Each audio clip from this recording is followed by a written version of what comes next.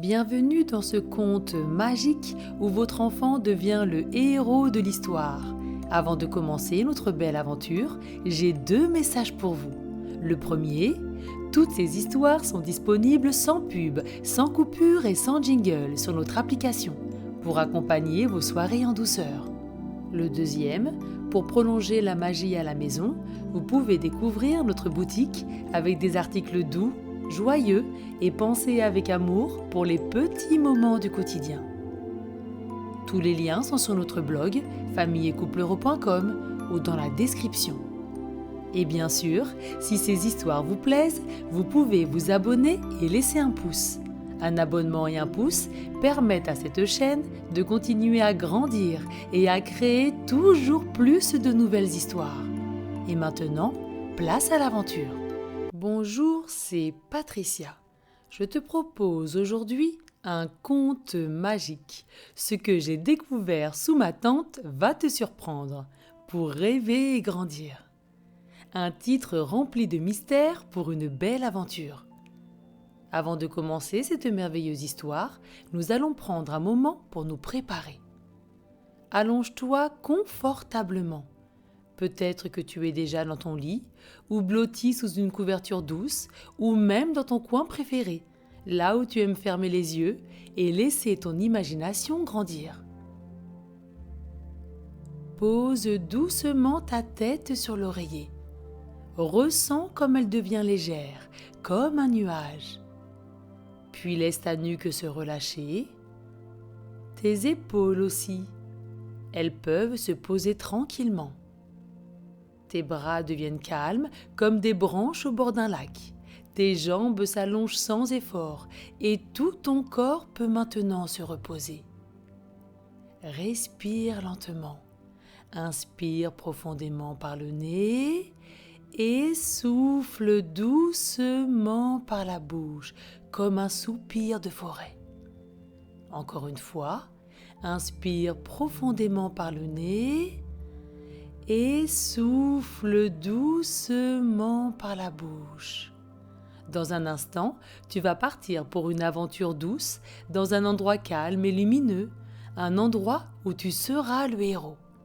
Tu vas marcher dans la nature, rencontrer de nouveaux amis, vivre une aventure secrète et apprendre des choses précieuses. Mais pour l'instant, il suffit d'écouter et de laisser l'histoire venir à toi, comme un murmure de vent entre les branches. Une dernière fois, inspire profondément par le nez et souffle doucement par la bouche. Voilà, tu es prêt, l'histoire peut commencer.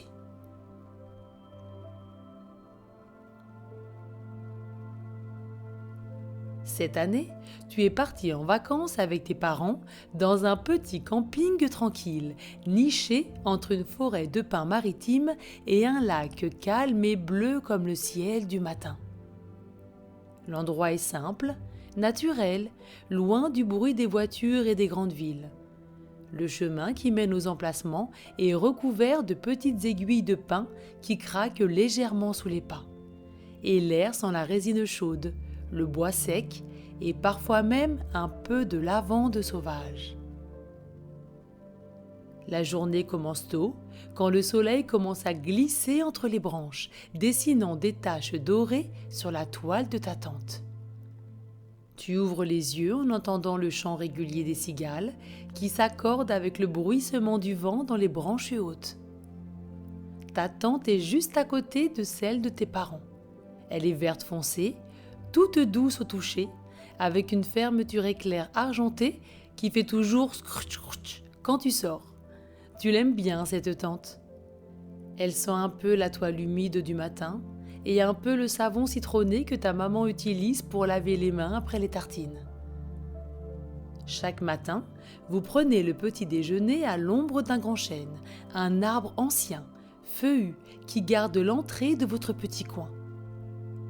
Sa branche la plus basse forme une courbe parfaite où tu poses parfois ton pull ou ton gobelet. Tu t'installes sur une chaise de camping rayée bleu et vert. Le tissu est un peu raide et il grince joliment quand tu bouges. Tu croques dans des tartines grillées, encore chaudes du grille-pain solaire de ton papa.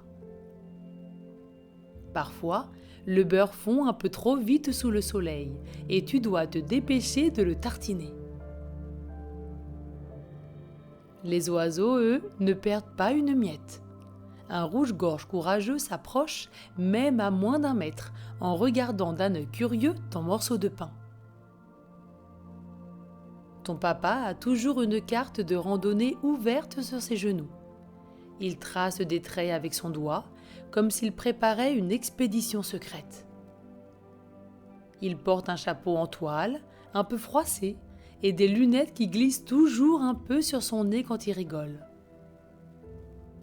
Ta maman, elle, tente désespérément d'allumer le réchaud à gaz. Il fait pof, pf, pof, pof, psh, et met 3 bonnes minutes à démarrer. Elle soupire, puis rit en te regardant. Elle dit d'une voix joyeuse que si vous voulez boire chaud, il faudra prier le vent, et elle hausse les épaules en souriant. Pendant ce temps, tu respires l'air du matin. Il est doux, léger, plein d'odeurs différentes.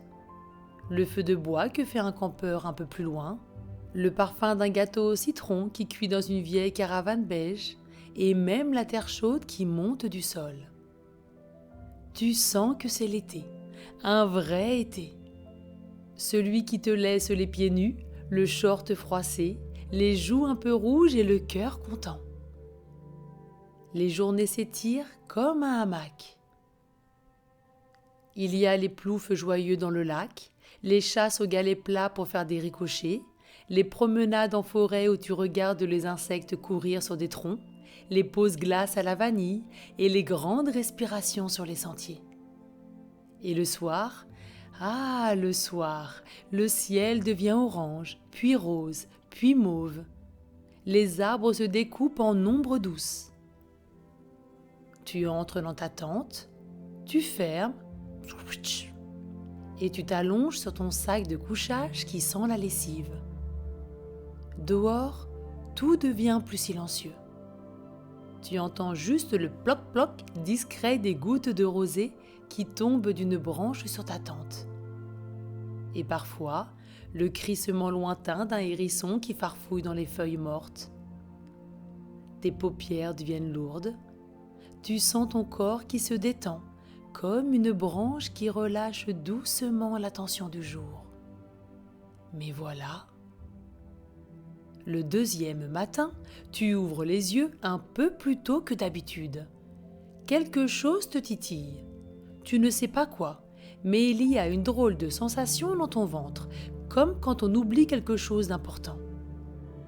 Tu ouvres la fermeture de ta tente et tu sors en clignant des yeux à cause de la lumière du matin.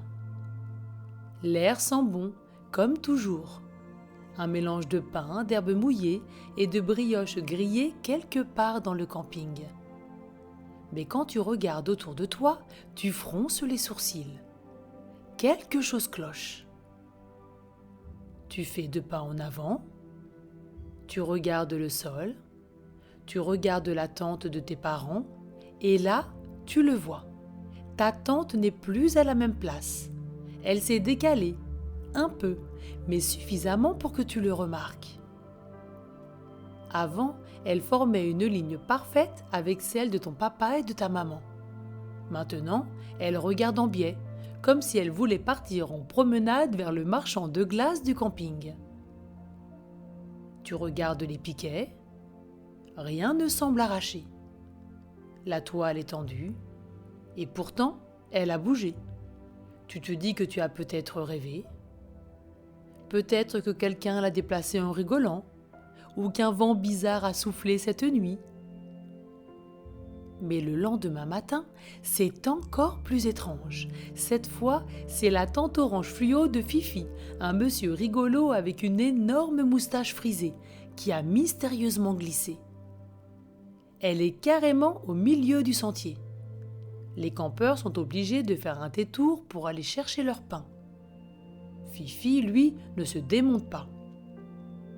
Il sort en bâillant, regarde autour de lui, puis s'exclame en riant qu'il a dû marcher dans son sommeil avec la tente sur le dos et rit à plein poumon.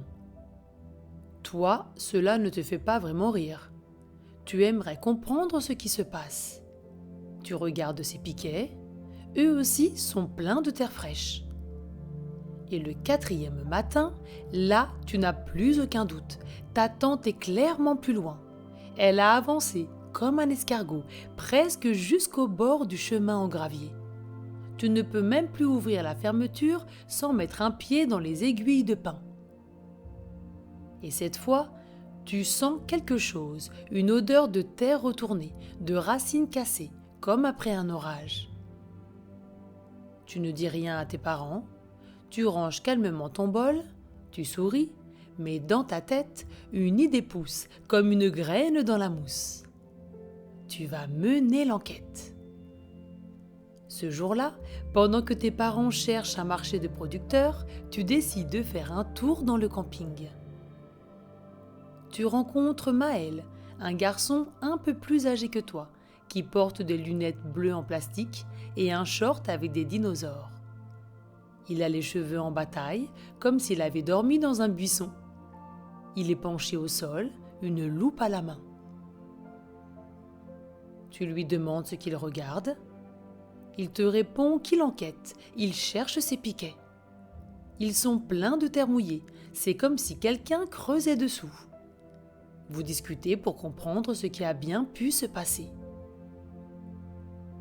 Une fille vive, joyeuse, au regard curieux se rapproche de vous. Elle s'appelle Naya. Elle porte un sac à dos beaucoup trop grand pour elle, plein de ficelles, de pinces, de stylos, de brins d'herbe coincés dans la fermeture. Elle écoute votre histoire, puis s'accroupit à côté de vous. Maël conclut que ce sont sûrement des blaireaux. Naya continue en souriant que cela pourrait bien être des taupes géantes. Tu souris. Un peu d'humour ne fait pas de mal. Mais au fond, c'est un vrai mystère. Alors, sans prévenir personne, vous vous mettez d'accord. Le soir même, vous ferez votre propre surveillance. Pas un mot aux parents. C'est votre mission secrète.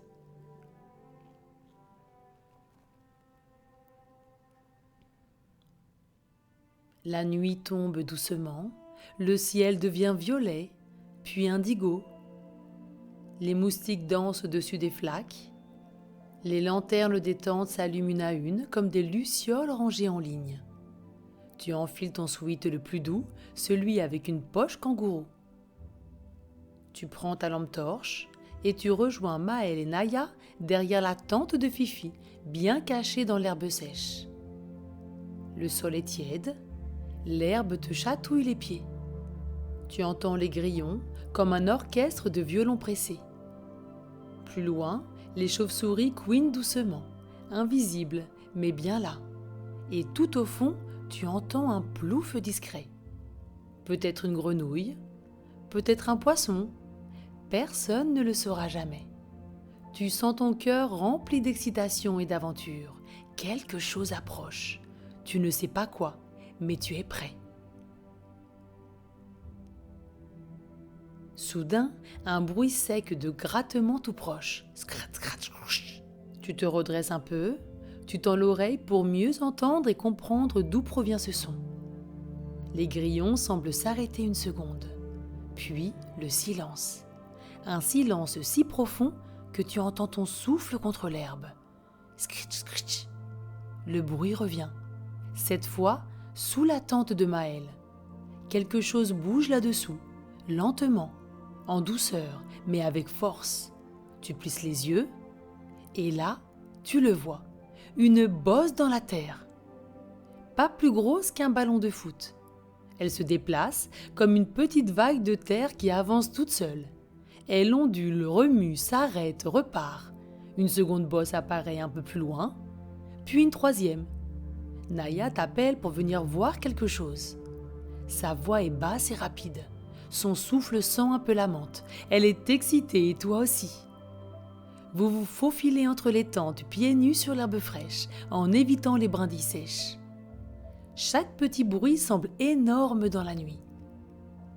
Craque une branche, pchit, une fougère en pousse. Les bosses de terre serpentent doucement vers la forêt, comme si elles suivaient un chemin invisible. Vous les suivez. Maël ouvre la marche, penché comme un détective. Naya avance vite, un petit carnet dépassant de sa poche arrière. Toi, tu fermes la marche, les sens en alerte, ton cœur qui bat, toc toc toc, sous ton t-shirt. La lune glisse entre les branches. Elle éclaire les feuilles argentées des fougères, les troncs couverts de mousse et un étrange reflet de bois au pied d'un vieux chêne. L'arbre est immense. Son tronc est si large qu'il faudrait au moins 4 bras pour l'entourer. Une liane sèche pend comme une corde sur le côté. Au pied, les racines s'entrelacent comme les doigts d'un géant endormi.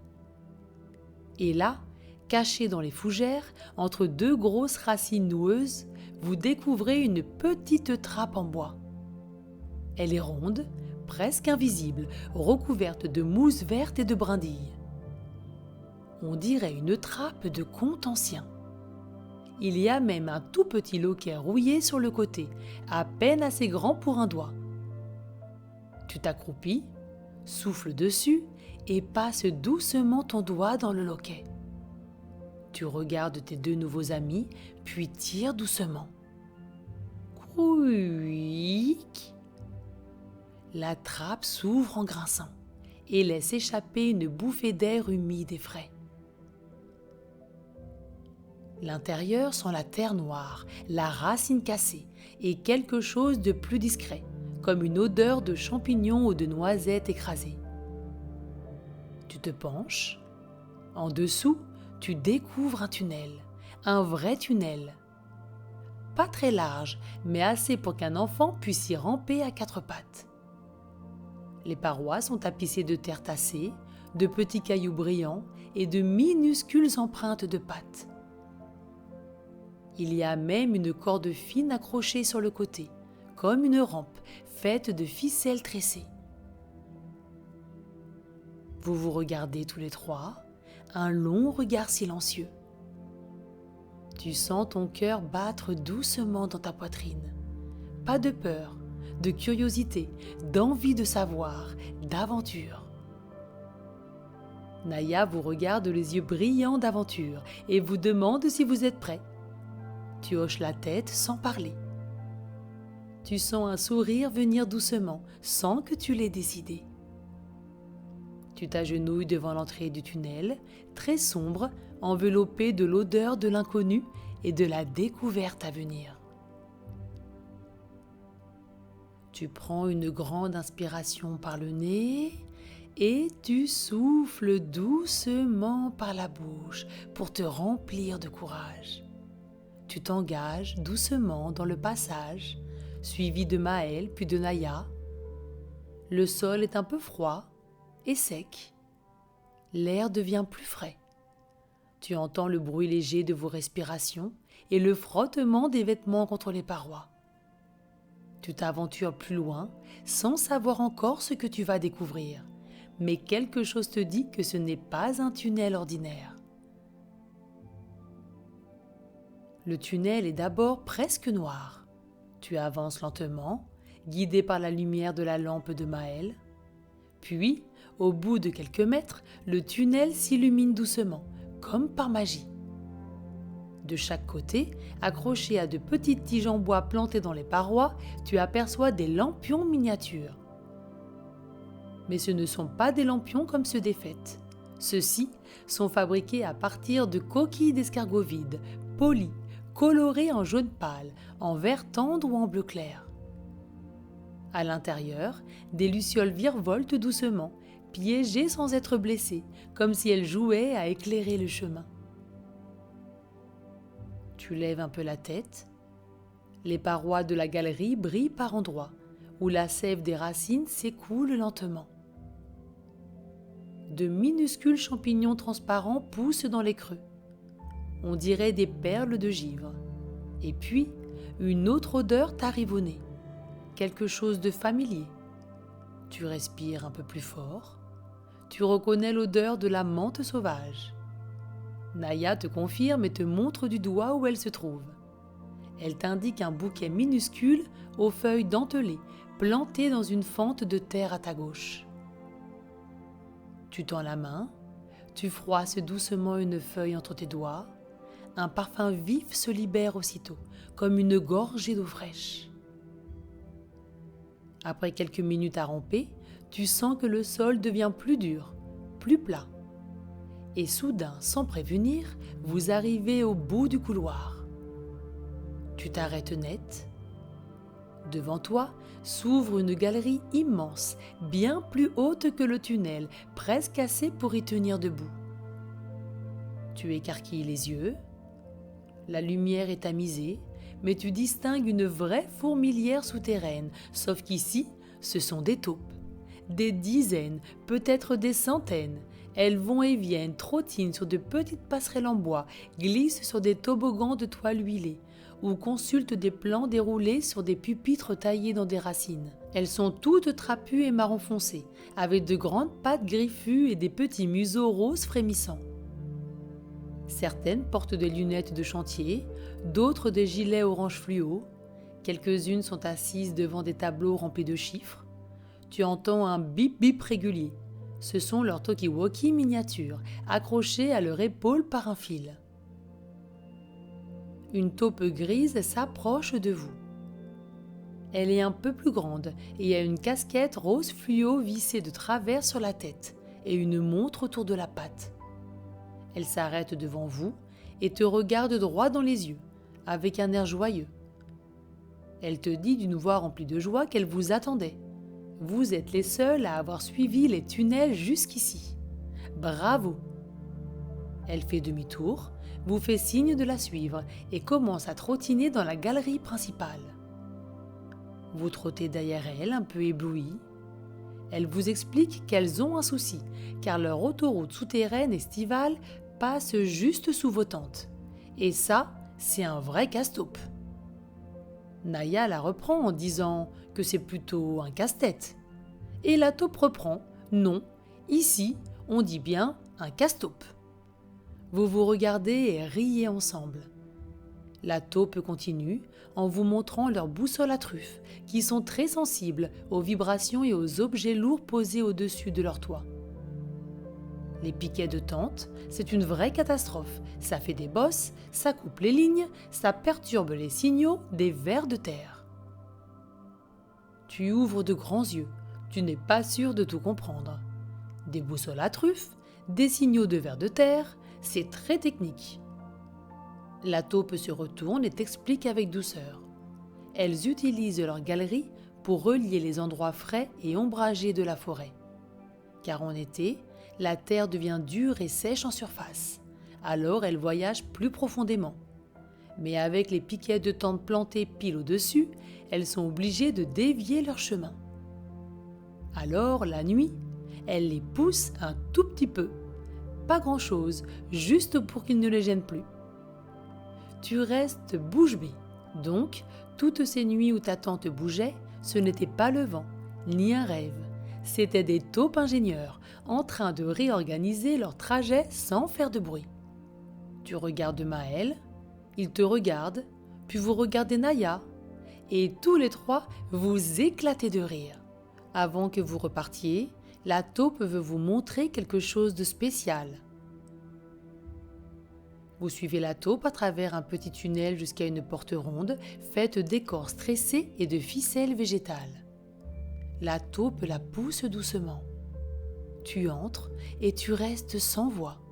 La pièce est comme un jardin secret mais souterrain.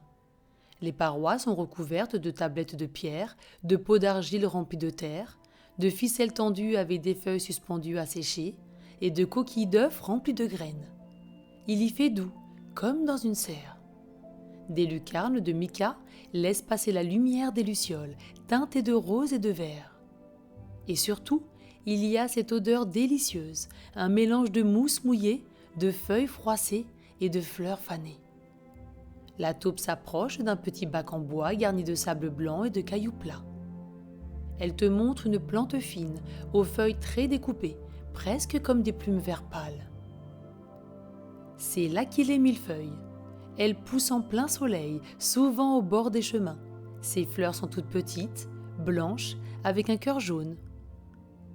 Tu peux les écraser doucement et frotter sur ta peau si tu as une piqûre de moustique. Ça aide à calmer les démangeaisons. Tu touches doucement les feuilles. Elles sont douces, un peu rêches et dégagent un parfum herbacé, presque citronné. Puis la taupe t'emmène vers une autre plante, haute, avec de grandes feuilles ondulées et des fleurs violettes en forme de cloche. Ça, c'est la digitale pourpre, très jolie, mais attention, elle est toxique. Il ne faut jamais la toucher avec les mains pleines de coupures, ni en cueillir. Elle est dangereuse, mais elle soigne aussi, quand on sait s'en servir. La nature est comme ça, belle, mais pas toujours sans risque. Tu hoches la tête, tu mémorises les formes, les couleurs. Enfin, elle t'indique un petit buisson à feuilles piquantes, même en plein été. Et ça, tu le connais sûrement, c'est le hou. On croit souvent qu'il ne pousse que l'hiver, mais en fait, il est là toute l'année. Il garde ses feuilles brillantes, même sous la neige. C'est un symbole de persévérance chez les taupes. Tu t'accroupis, tu touches une feuille. Elle est lisse sur le dessus et piquante au bout. Tu sens l'odeur légèrement poivrée, presque sucrée. Tu restes là un moment, silencieux. Tu observes, tu respires. Tu te sens bien, comme un explorateur dans un musée secret de la forêt. Et alors, quelque chose te vient. Tu glisses ta main dans ta poche de ton sweat et tu le sens, le carnet, celui que t'a offert Kiko, ton ami koala, quand tu l'as rencontré près de l'arbre du savoir. Il t'a dit en te l'offrant, ce carnet c'est pour écrire ce que tu ressens, ce que tu apprends, ce que tu ne veux pas oublier. Tu sors ton stylo, tu t'assois sur une souche, tu prends une grande inspiration et tu écris, lentement, soigneusement. Aujourd'hui, j'ai appris à reconnaître l'Achillée millefeuille. Elle pousse près des sentiers ensoleillés et calme les piqûres. J'ai vu la digitale pourpre, belle mais dangereuse, et le hou, courageux et tenace même en hiver. Et j'ai vu des taupes construire une ville entière sous la forêt. Kiko, la prochaine fois qu'on se voit, je te raconterai tout ça. Je te montrerai mes dessins, mes notes et même une feuille que j'ai gardée dans ma poche. Tu vas adorer, j'en suis sûre. Et tu signes. Tu refermes le carnet doucement, tu le serres contre toi un instant et tu lèves les yeux comme si Kiko pouvait te voir, là-haut, quelque part entre la lune et les feuilles du vieux chêne. Tu penses à lui et à sa façon de te sourire et penchant la tête. Et dans ton cœur, tu le sais, il serait fier de toi.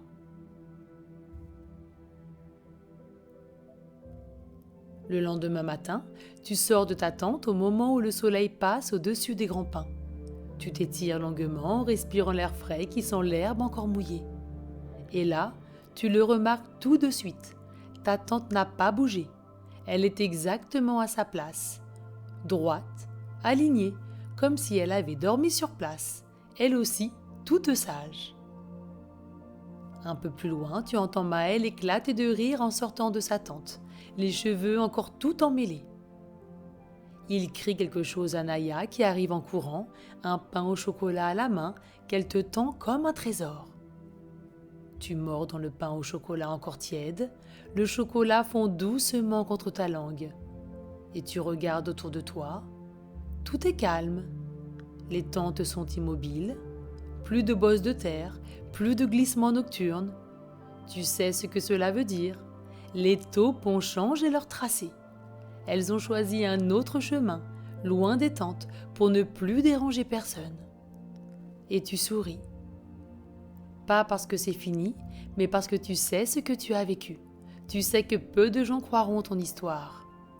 Si tu la racontes, certains diront peut-être « une ville de taupes », des lampions en coquilles d'escargot, allons donc. Mais toi, tu sais, tu as vu, tu as exploré. Tu as observé la forêt avec les yeux d'un explorateur. Tu as écouté la nuit comme on écoute un secret. Tu as ressenti l'invisible. Et surtout, tu as appris. Ton carnet est là, dans ta poche, un peu froissé mais précieux. Il contient maintenant un petit morceau de ton aventure et tu sais que la prochaine fois que tu reverras Kiko, tu lui montreras chaque page, chaque mot, chaque feuille collée, chaque souvenir. Et ce soir-là, quand vient l'heure de te coucher, tu te glisses dans ton sac de couchage comme une coquille chaude et douce. Tu écoutes une dernière fois les bruits du camping, les voix lointaines, les rires de fin de journée, les petits pas d'un hérisson curieux. Puis tout se calme. Tu fermes les yeux. Tu sens encore l'odeur de menthe sauvage.